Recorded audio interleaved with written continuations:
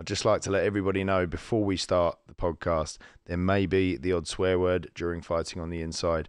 Also, some of the subjects that we cover, especially those surrounding mental health, some people may be affected by these conversations.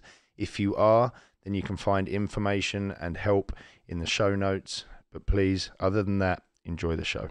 Right, guys, before we get started, I would like to say a huge thank you to our sponsor, NordVPN. Now, trust me, take it from me, if you're a boxing fan and you do not have a VPN service, I would highly recommend you get one. There's been plenty of times, so many times, where I've been wanting to watch a huge fight that is broadcast in another country, but have not been able to.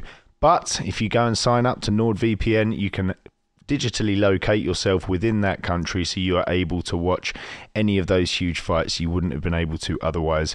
Also, for just the price of a cup of coffee per month, a NordVPN account can be used on up to 6 devices, allowing you and your family to stay digitally safe when you're out and about or using public Wi-Fi. So NordVPN also protects you wherever you are in the world. And like I said, if you're a boxing fan, you need one. So before the podcast starts, press pause, go into the show notes, click on the link, and you can go and sign up to NordVPN. You'll get a huge discount plus a bonus gift. So, NordVPN, thanks for sponsoring the show, and welcome to Fighting on the Inside. Let's get on with it.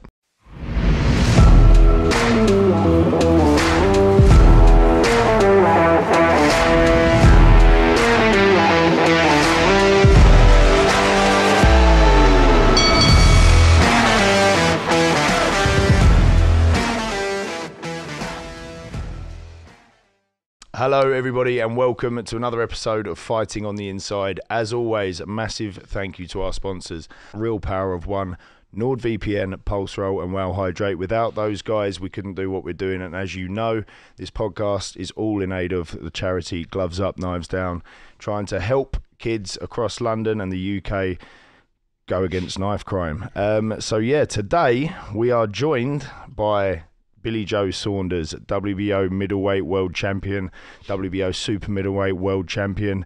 Billy, how are you, mate? I'm good, boys. You? Yep. Nice to join you. Thanks for having me. This is your doorstep, isn't it? It's not too far from me. It's not too far. Big posh just house down the road. everything. Big posh house. Big posh house, Billy. Caravans. I find that hard to believe these days, Bill. So yeah, Billy. Look, so we want to learn a little bit about your background, Billy. What was it like growing up? What was from our sort of background, from the traveller background, you got all sorts of you got your English, your Irish, your Scotch, your Welsh, you got your Romanian, there's gypsies in every nationality you can think of.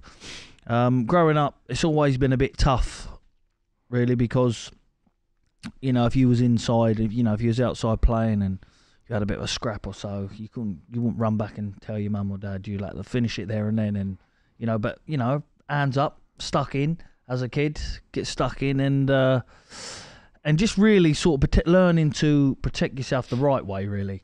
So is there a lot? I mean, obviously in your culture as a traveller, there's a lot. You've got quite a different sort of outlook on fighting, I think, I would say, than I was raised with. I think you guys are taught to fight quite young, right? And do you grow up around, obviously bare knuckle boxing's big in the culture as well. Can you explain a little bit about that? To be fair, at the minute in the gypsy culture, that if someone's got a problem with someone, they're arranged to have a fight. Mm. It might be a big fight. They call it open fight, closed fight. If it's an open fight, anyone can go. If it's a closed fight, it's your two fair play men go there, you watch the fight and make sure it's fair, and the best man wins. And that's how they sort of squash the gypsy feuds when they're going on and stuff like that. That's how they put the end to it. And I think, how tight have you stayed to the gypsy culture? Or with all the successes you've had, has it made any difference to the lifestyle you were brought up in? Not at all, John. Not at all. I mean, look, my boys now, even they live the lifestyle of it. I live the lifestyle of it. It would never ever leave us leaving this lifestyle, because it's something that was put in you when you're born, and you can't just think, I've done all right now, I've got a few quid, I'll see you all later. It never ever works like that. You get to enjoy yourself and to be a little bit more fortunate in life, probably, but apart from that, really nothing changed for me. Do you feel as though attitudes have changed at all over the years? Or did the attitudes change towards you with all the success you had towards travellers? You do. Obviously, look, you do get your haters in every walk of life, but I think I've got a good 90% of them, supporting and backing. You're always going to get some people that's got something to say somewhere and things like that, but I just let it go off if a duck's back, walk off a duck's back. I just get on with it because I know what my goal is, I know what I want to achieve, and I know what I want in life. But I got good support, same as obviously Tyson as well. I know we touched on it earlier when we were talking off camera, but your boys as your successes affected them at all, or does it make life easy for them? Their life is a lot easier than what my life was. When we was growing up, have you ever seen them little small caravans? We was cooped up in one of them, window out, a plastic sheet over it. We were freezing. Weather like this will be cold. And, listen, they're all right. They're laying back in a bit of a warmer situation than I was back then. And, they haven't got to get out. Look, like I say, have they got to get out? And, I want them to get out, obviously, get a living and, and be successful. But I had no choice but to do what I done in the boxing game to get where I wanted to get. They've got one or maybe two choices. Listen, weather like this, I'd be up running in the snow and jogging and running in the rain, running in the thunder. Are they going to look at the window and think, do you know what, I'm going to go for a run today? I don't know, but I'd say they got a little bit easier than what I did. At what point did you realise, I can make some money out of this? Johnny, I knew as soon as I put a pair of gloves on, I went in the gym at 5, and I remember, just going down the gym at 5, tagging along with my brother. And I remember I was 10 years old, and Joe Kawasaki, because Frank's office used to be in Hartford, Joe Kawasaki was doing a training session in Cheshunt ABC, and I was 10. And I remember him walking, and I walked in, and I remember looking at him, and I see him punching the bag.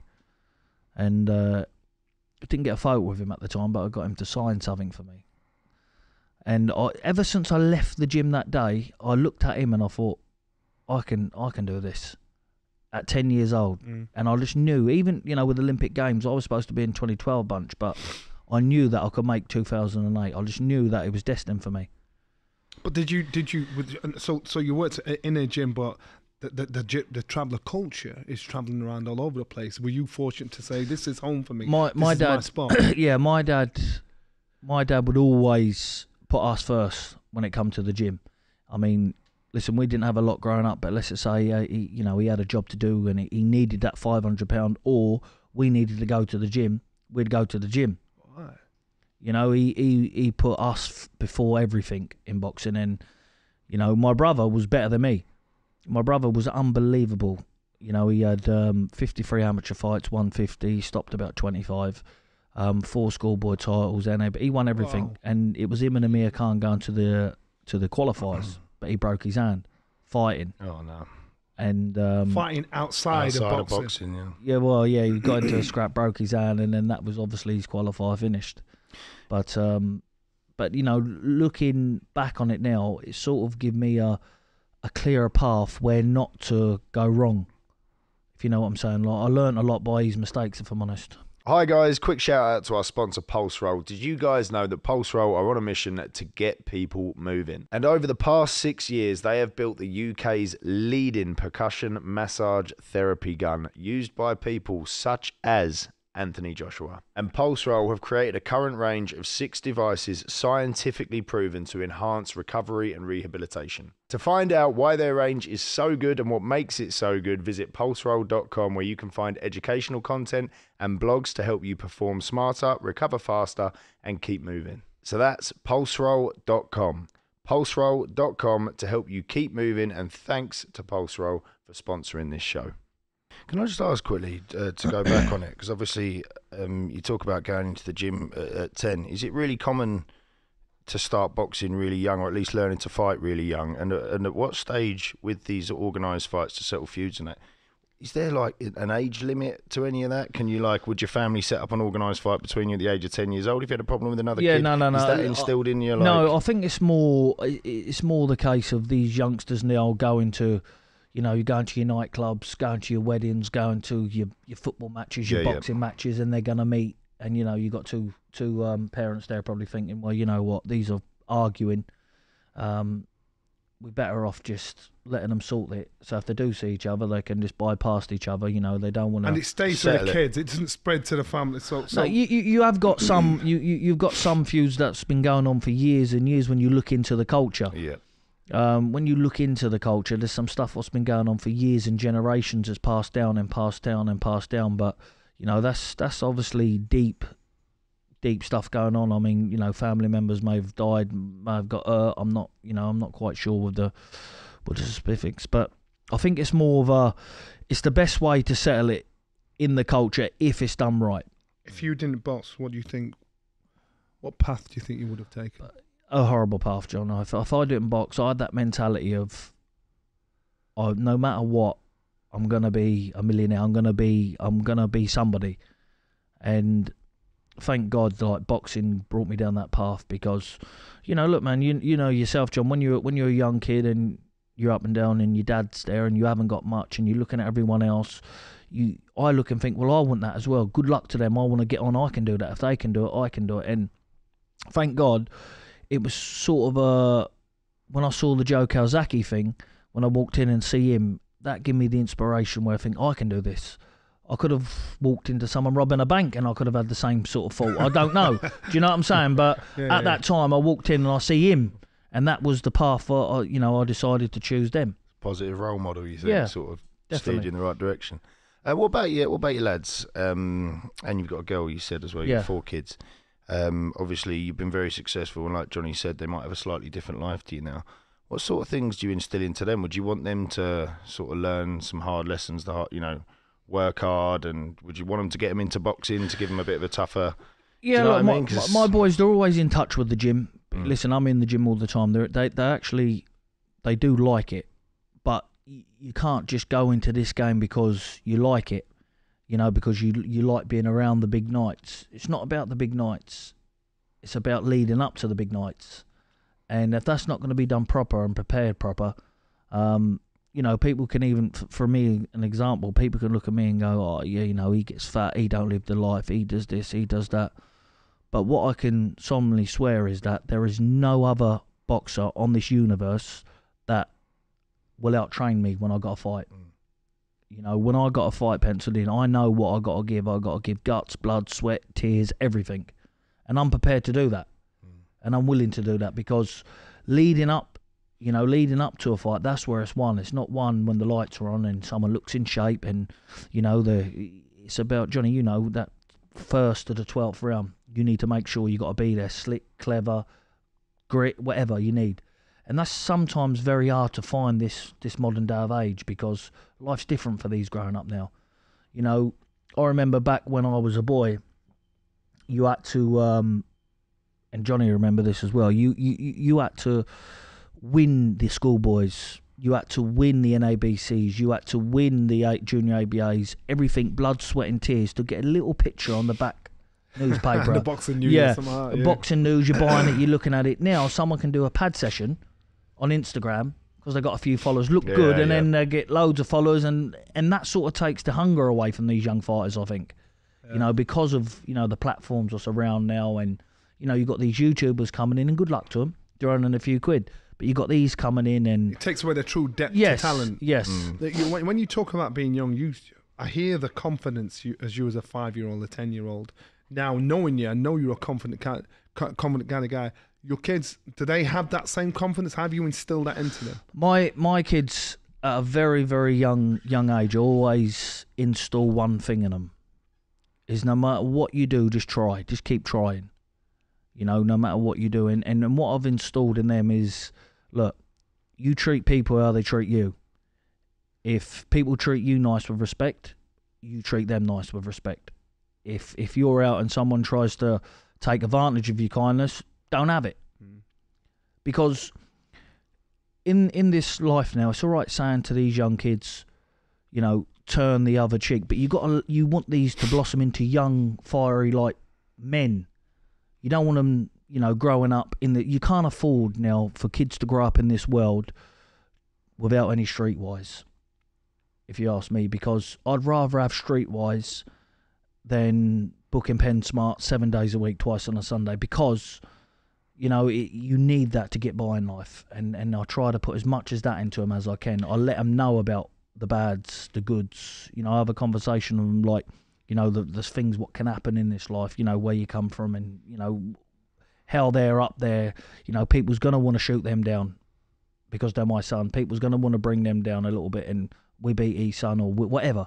You know, you need to make sure that these kids this day and age has got respect so they can get by. Who's got the hustle? Out of your boys, who's got the hustle? You recognise that the street smart, the softer, the harder, and they're all good qualities. They're all good qualities. What I'm saying is, my oldest one would be more of a businessman. I can sort of like, I'd relax if he said, "Dad, I'm not coming home tonight." I'd be relaxed to go, right, where are you, son? Are you all right? Yeah, no problem. Me middle one, Steve, he would be the one to, I don't know, cause a fight in the phone box, I think. Like, he's a bit wild. And then I got a smaller one, Cruz.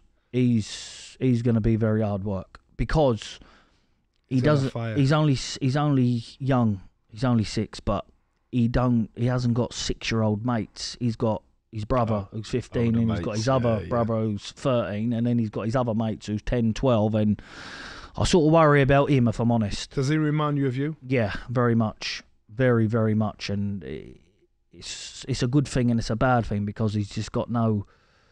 There ain't no... There's no filter, there's no... like, and no matter...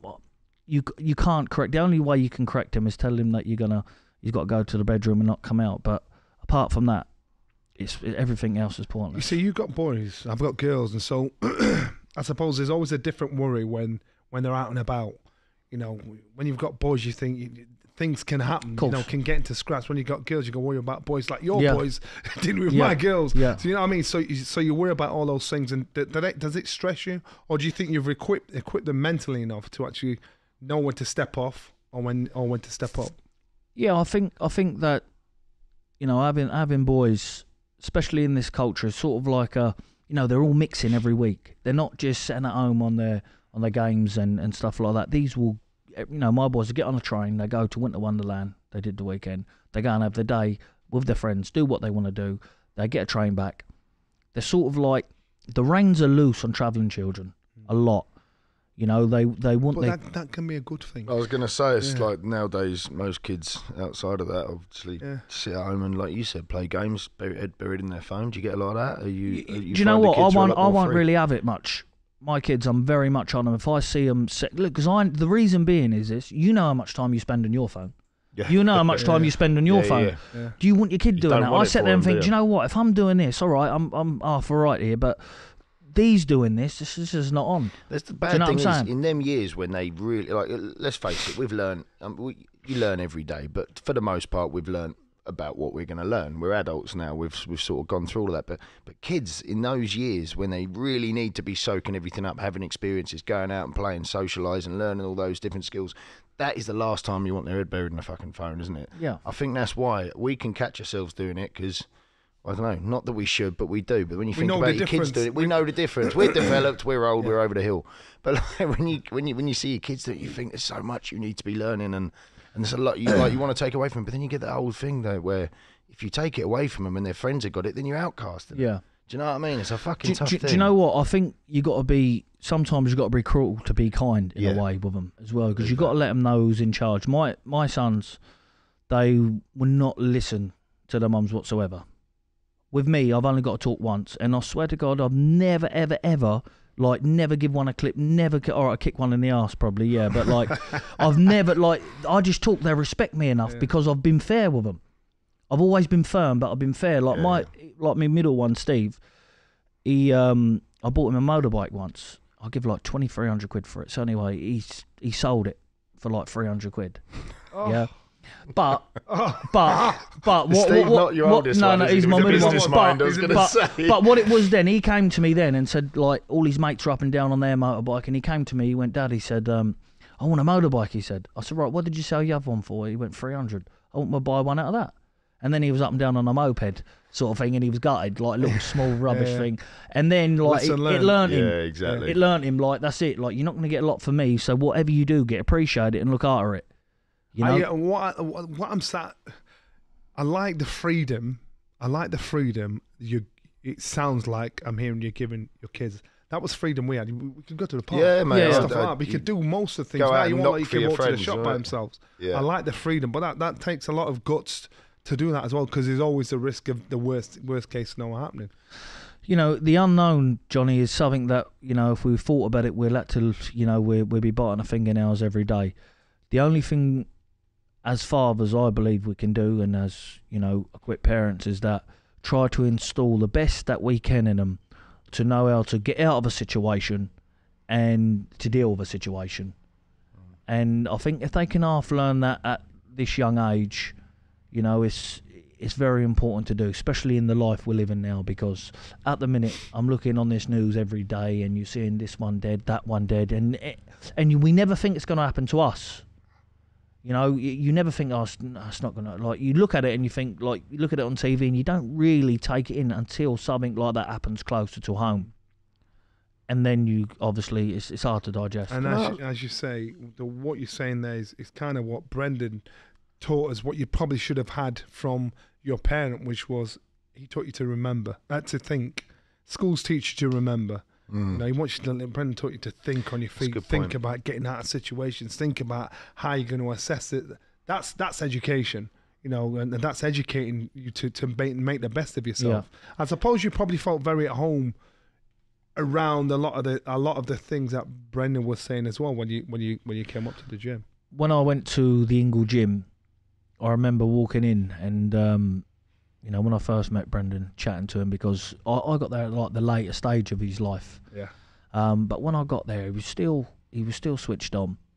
You know, he still had his eyes everywhere. He liked you. He did like you. He liked you, man. And I remember I was WBO middleweight champion, and he looked at me. He said, "You're gonna be," he said, "3-time world champion." He says, "You're gonna win a lot." He said, "You're gonna win the British, the Commonwealth, the European, and the world title." He says, but listening to him, just the small things, and the confidence he must have give people picking up from him was a joke.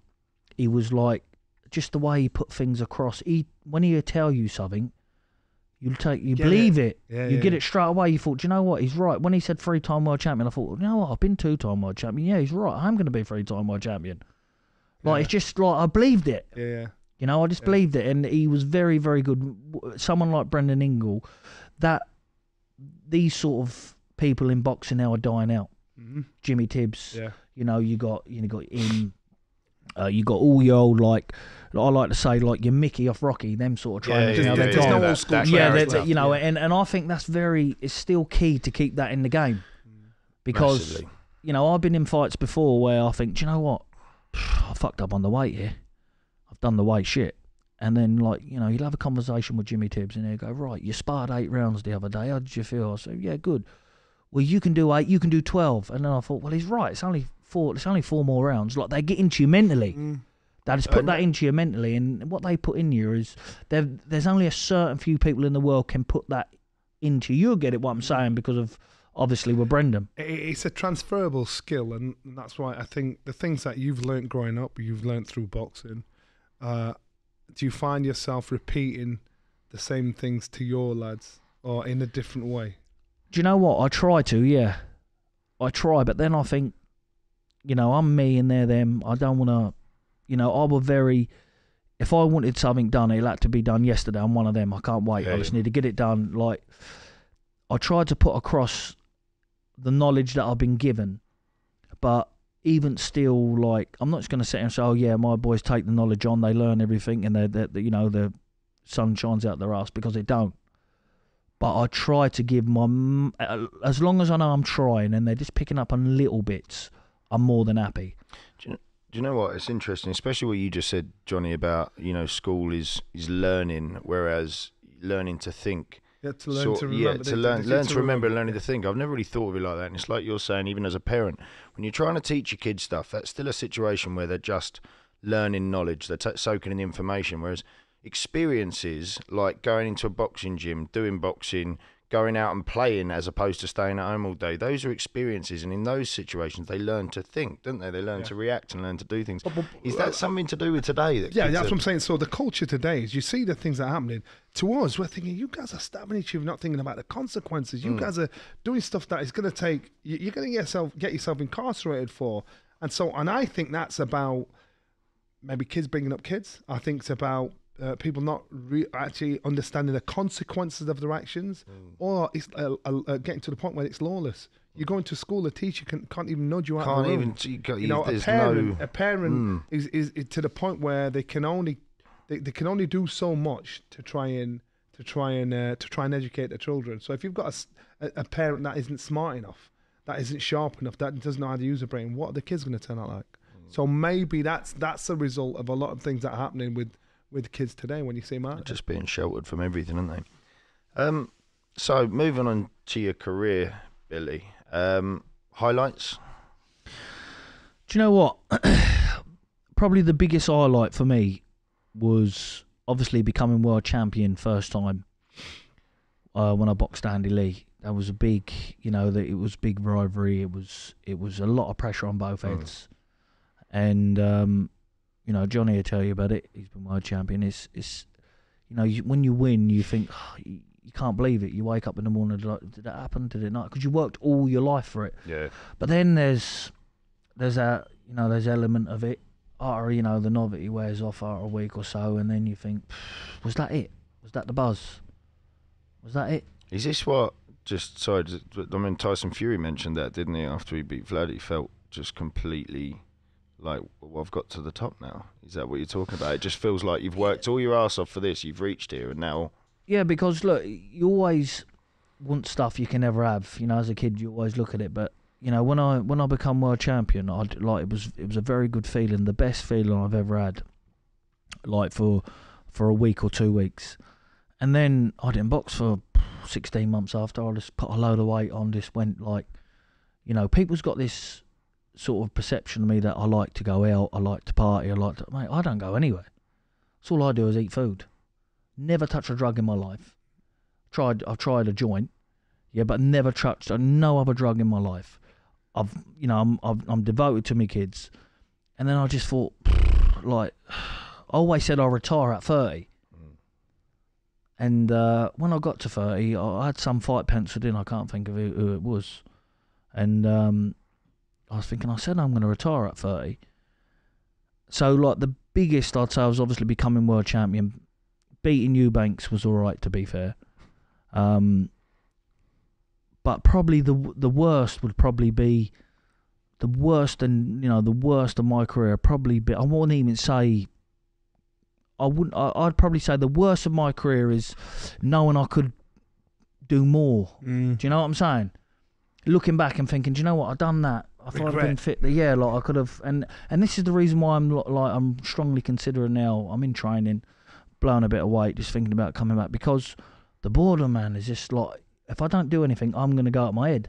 Do you know what I mean? There's only so much you can do as driving around. Oh, yeah, look, they're building, or they're doing this, they're doing that, like keeping you on. I'm not about that, man.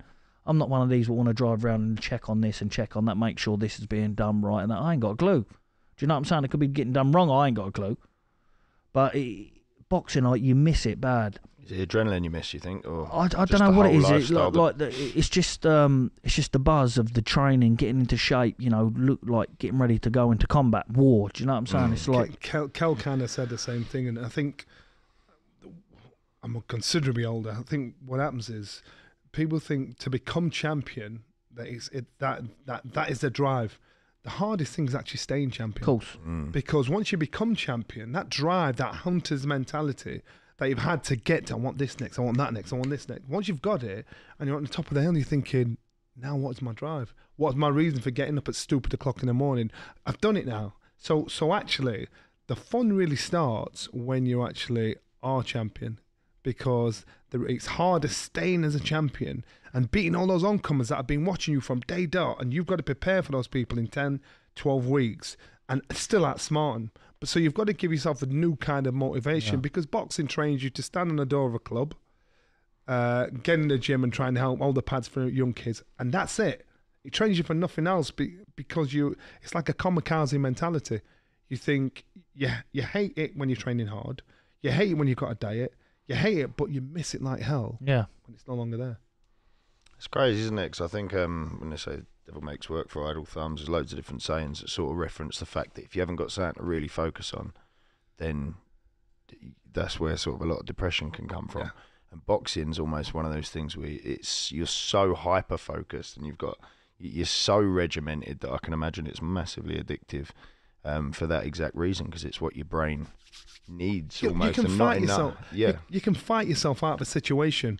You know, most of the time, the worst thing for Sky working on TV was I've got to talk myself. If I say something, people are judging me what I'm saying, how I'm saying it, what I've said. If you're fighting, you just punch somebody. You move out of the way. It's easier. Simple. Yeah. Do you know what? I same thing. I look at it as it's like when some people say, "Oh, this boxing game's hard." I think, no. The boxing game's easy.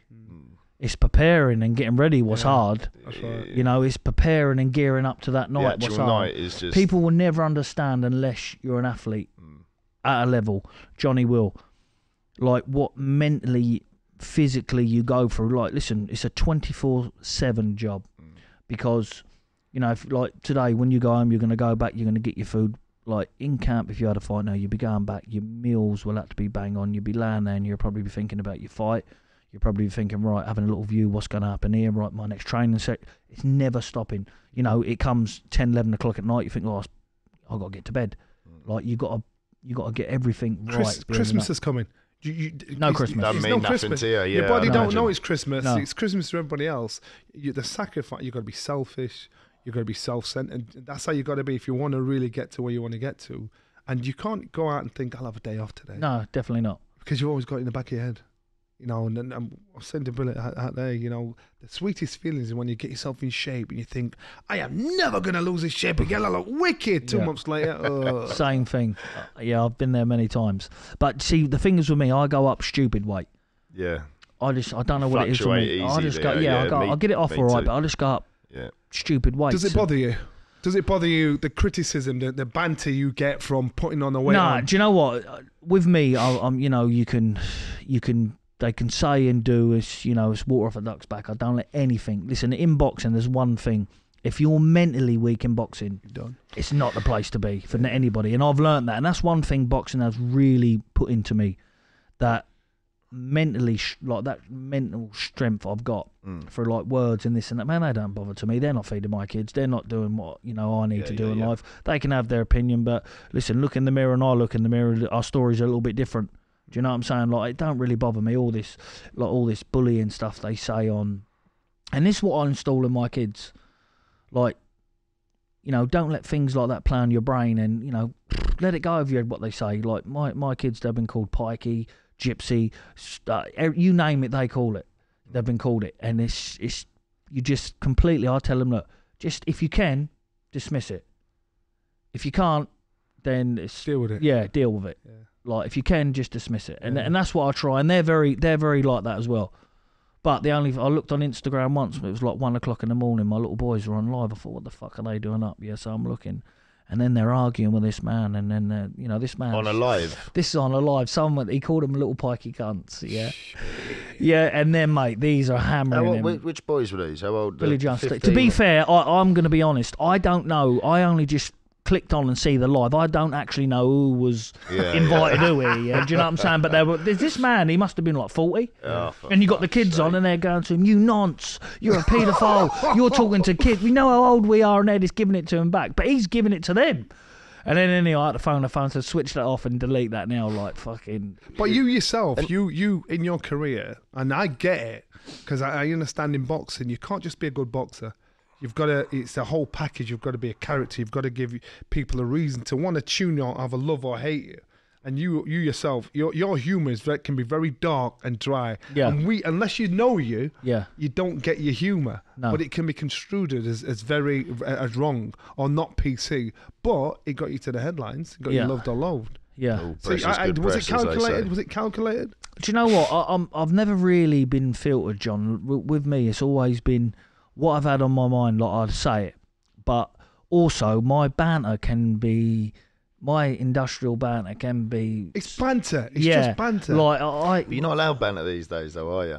Do you know what? You're not allowed banter. Do you know? No. Listen, I've been fined about probably 200 grand. I got fined 100 grand for one thing with the boxing board, and it was only banter. All right, it was stupid and it was childish. Yeah. But boxing, man, boxing can. When you're in a house, sitting in a house, training 24/7, you're not moving, and then that to me is like good banter. Like, I'm thinking, fuck me, like, I'm out the gaff at least. I'm out the place. I'm doing something. Like, boxing's a very closed environment, you know, and when you're in there alone for like 10 weeks, man, you go off your head a little bit. Do you know what I'm saying? You do. Like, I'm used to being here, there. I'm a bit hyperactive. I want to be here, there, everywhere. When you're locked in and closed in, and then you do get a chance, a bit of freedom, your mates are there and you're all having the banter, you get a bit carried away sometimes. Do you know what I'm saying? And that's what's happened with me. But I would never intentionally want to do, like, cause any harm or hurt on my banter. Do you know what I'm saying? And that's from the heart. But sometimes it's caused a bit of a stir. Hello, everyone. So, for those of you that may have noticed how good myself and Johnny have been looking throughout this podcast, that's because we are donning Real. Now, they produce high-performance sportswear inspired by boxers. Boxing is as much mental as it is physical. And Real believe that it's a combination of physical and mental strength. That is where your performance potential lies. Unify body and mind to realise the power of one. Real fights for enhanced mental well-being. So whether you're a seasoned boxer or new to the sport, Real will empower you to test your limits. You can find them on Facebook and Instagram at Real Power of One, and you can find their store and their newsletter over on realpowerofone.com. And take it from me, this genuinely is some of the most comfortable and high quality sportswear that I have ever worn. So it's realpowerofone.com for sportswear inspired by boxers. And thank you so much to Real for sponsoring this podcast. Isn't it funny, like we talked about this earlier, but when people are so sheltered that it's almost like the world now wants to stop everybody saying anything rather than teach people how to deal with when people say things. Do you know what I mean? They're trying to mute everything and everyone, and like you say, you can't even have a joke, rather than learn to take some things as jokes. Like when you have comedians that say certain things, you're always going to have arseholes out there. You always have people say stuff to you. So why aren't we going back to teaching people how to deal with what's been said, focusing on that? Obviously, some things you should never say, but it feels like everything now can apparently offend somebody.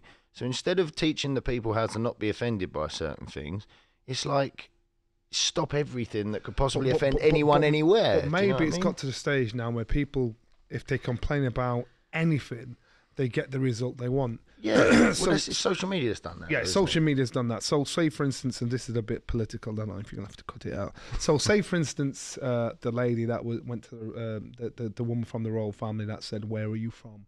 to the black woman from Peckham. Now, I know from the black community, I know most people that I meet or of my age, I'll say, "Where you from?" As in, like, where's your family from? Dominica, Antigua, Jamaica, whatever. And I'll get it back. And I know that's the conversation. So I know the older generation, they have that conversation. Now, how I construed it, when that happened and it hit the headlines, I just thought, my mate's like, what's the big deal? You know, like, she asked her where she's from. She's dressed in African dress gown. They don't dress like that in Peckham. So yeah, the mistake can be made. Is it the manner of how she asked? But you do have a PC, you have a PC trigger happy culture amongst the black population as well. But I actually thought it's probably more white people that complain about that than black people, because most black people saying, "Where you from?" Yeah, Jamaica, Dominica, and so people are just getting a bit too trigger happy with conversation, inquisitive conversation. Have conversations to educate yourself, educate each other. That's the thing, and I do think media plays a big part in it. When something gets out into the media, you're going to have a load of people that really want to push that and say that it's really offensive for the sake of pushing it and saying it's offensive and starting a conversation. All these media outlets love it because they love arguments and disputes and conversations, because it gets them likes and clicks, and same reason people comment on stuff is it gets them likes and clicks. And it's the same thing with you, Billy. When you do something, you make a joke, there's going to be people out there that will push it out there to say that you did it maliciously, or you meant to cause harm, or you knew you could have done but you still did it, and put loads of stuff in your mouth. And it's kind of it's a mix of media. At first it was just newspapers and that, but you'd have to have a paparazzi there or someone to catch you, but now phones are fucking everywhere. anyone uploads something, it gets spread everywhere instantly, and instantly you can either be villainised or even sensationalised for good stuff in a fucking instant. So, did you get a lot of abuse? yeah, what's social media like for you? Do you know what? The block button now they've just introduced is all right, to be fair, but I don't really look and you know, I have some people sometimes text me. If they text me abuse, I'll just put back thanks. Same yeah. Charm or disarm. Yeah, just charm thumb or up, disarm. thanks. If you responded, kills that's what they wanted, isn't it? They want to row thumbs with up, you. thanks. And most of those people will come back to you and say, you know what, you're all right. Yeah, do you know what I'm saying? And then they try to be your mate. Yeah, but it's just like, I think a lot of people does stuff for reactions. Yeah. You know, you like, especially if somebody's, you know, they've been somewhere or they've been somebody and, you know, they're a bit of a name, they want that reaction out because they want the publicity with you alongside you. Do you know what I'm saying? But like, what I say, with messages and that, I just completely brush it off. I just put thanks or just block them. Do you know what I'm saying? But you do get them out there, and it is pretty bad at the minute. You see these people, you know, some people, these kids now committing suicide because, you know, they're getting bullied online. The reason why they're committing suicide is because that online and that phone is their life. Yeah. You know, they think it's real. Yeah, you know, they're looking at it. That is their life. They're looking at it. Oh my God, he's like, that's what they just said, and they're taking that. They don't think that about them at all. They're just, you know, look, the way I say with social media, look, let's just say you got, you know, there's a time and place. Let's just say you got 500 friends on Facebook. That too much of it indoors is like letting them come into your front room and sit in there. Do you know what I mean? Because you got some of these men. Oh look, he's just said this. He's put this up. He's done. Mate, it's social media. Like, you can easily get rid of it, off of it, forget about it. You know, switch off from it. Listen, I'm always on social media, if I'm honest, but I know when enough's enough. Like, because it can get to you, man. It can be mentally draining. Sometimes I think, do you know what?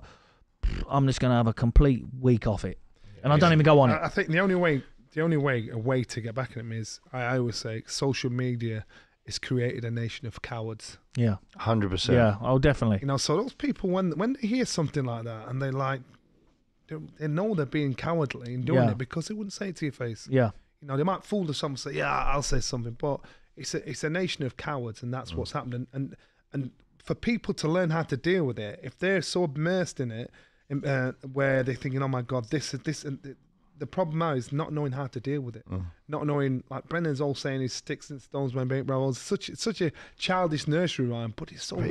It's so true. Words. But I find also in Brendan's gym, you know, very industrial. But I feel that helps everybody. That helps it, because what he'll do is he'll bring a family together, you know, and they could be all, you know, every race in the world there. And everybody there can have a laugh with each other, and we have a laugh. Killer, my mate Killer, he calls me from, you know, there's an old saying, there's two words we don't like, the packy and the pikey. Yeah, he's Asian. So me and him had a conversation once about something, and he was saying, like, obviously how people, you know, what word gets you upset, he was saying, like, to me. And then I said, look, well, you know, I don't like the word pikey, because he went, and I don't like the word packy, he went. He said, I could fight over that, he says, but I get where he's coming from. Yeah. I get dead everything what he's saying. And he now says, from me, from the mobile community. Yeah, but the thing is, so if he talks about a traveller now, he goes, a member of the mobile community, and I think, but the method behind the madness, Brendan encourages us to be like that in the gym and give each other a bruise. I think Naz, we call him Nukra, big nose, massive nose, or flag ears. That's what you used to call Naz. But everybody get abused for whatever background you're from. And he said, so when we're in the gym fighting like a dysfunctional family, we travel out like a pack of wolves, because we knew, and he told me massively, he said, you are going to get it from your opponent's fans. They're going to call you every name under the sun. And I want you to be focused on that man there, instead of saying, he just said that, he just said this. So he prepares you for it. And the one time when it really stood out for me, I boxed in in a place in Doncaster in Melbourne, Australia, and I was walking into the ring and they're shouting, "You black bastard!" and he was spitting at me, throwing shit at me, and like the safest place was in the ring as we walk. As we're walking into the ring, we're walking into the ring, they're shouting all this stuff at me, and John's like got stuck up with John Brennan's son. He said the safest place is in the ring, let's get in there. So I'm boxing this guy, and they were shouting the most amount of abuse. But that, to me, I smiled. I thought, I'm going to get one of you. Yeah. So I've got to get this guy to give up. So every round, boom, hitting, and he'd almost go back off a little bit. He gave up after 11 rounds. I still had to get back through the abuse, but I didn't want to start fighting everybody. I thought, I'm dealing with it differently, dealing with it smart. There was a mob waiting outside, 3 police cars, and he put me in one police car. Somebody else covered the hands, covered the head, jumped in the other police cars, and the police car sped out through the night, and they were chasing the police cars. What I'm saying is, that's fucking nuts. But what I'm saying is, Brendan taught you to prepare to know how to deal with that. If you are gonna throw a shot every time someone calls you a pike or a black XYZ or whatever, then you're gonna be doing it every day. You're gonna be doing it every day. So you got to know how to deal with it, because when you react how they want you to react, they've got you say, yeah, that's how they are. That's what they do. So it was just we were fortunate. We have a learn by experience, or have somebody that's saying, look, deal with it this way. It's almost like there's always going to be people out there. There's always going to be arseholes out there. There's always going to be conflict out there. Just teach your kids how to deal with it. Yeah, teach you that's the how lesson. To conduct themselves. Yeah, that's the lesson. Rather than trying to, there's an element of trying to stop everybody. But the fact is, the world is what it is. Yeah. And there's always going to be people trying to take advantage or say something. So I guess that's the lesson. Billy, what's next for you, mate? Are you coming back? Are you thinking about it? What's happening here? Yeah, I mean, listen, I've been showing me face in the gym and that every day, doing a bit. Don't want to let Christmas catch me out, but I just miss the buzz. Like, there is no other buzz.